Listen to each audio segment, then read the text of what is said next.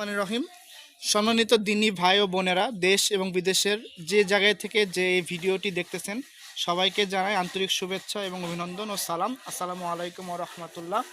আপনারা সবাই অবগত আছেন যে আমাদের অত্র এলাকায় বিনায়পুর কেন্দ্রীয় জামে একটি সুন্দর উদ্যোগ নিয়েছে আল্লাহর একটি ঘর তৈরি করার জন্য। আপনারা সবাই দেখতে পাচ্ছেন, জোহরের নামাজ শেষে কিছু মুসল্লি আমাদের এই মসজিদ প্রাঙ্গণে অবস্থান করতেছে। তারা অনেক চেষ্টা করতেছে আল্লাহর এই ঘরটা নির্মাণ করার জন্য।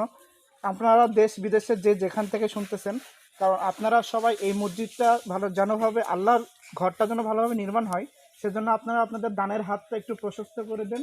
কারণ আমাদের এখানে অনেক সাধারণ মানুষ, যাদের পক্ষে আসলে সম্ভব হচ্ছে না এত পরিমাণ খরচ বহন করা। আপনারা সবাই একটু আন্তরিকভাবে সহযোগিতা আমাদের বা হাতটা আমাদের দিকে বাড়াই দেন, যেন আমরা আল্লাহর ঘরটা সুন্দরভাবে তৈরি করতে পারি। এই বিষয়ে আমাদের এই মসজিদের সম্মানিত সেক্রেটারি আপনাদেরকে কিছু বলবেন।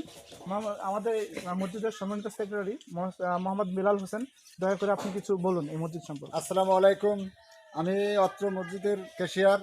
আমাদের মসজিদটি রতনকান্দি ইউনিয়নের বিনায়পুর গ্রামের বিনায়পুর পশ্চিমপাড়া মধ্যস্থত অবস্থিত। এই গ্রামের লোকেশন হচ্ছে গোবিন্দাপটল থেকে পশ্চিম দিকে রাস্তা হয়ে আমাদের গ্রামে আসলে মসজিদটি দেখতে পাবেন। দিনী ভাই বোনেরা, যদি আপনাদের মসজিদ দেখে কাজের গতি দেখে ভালো লাগে, ইনশাল্লাহ আপনারা সবাই দানের হাত বাড়িয়ে দেন।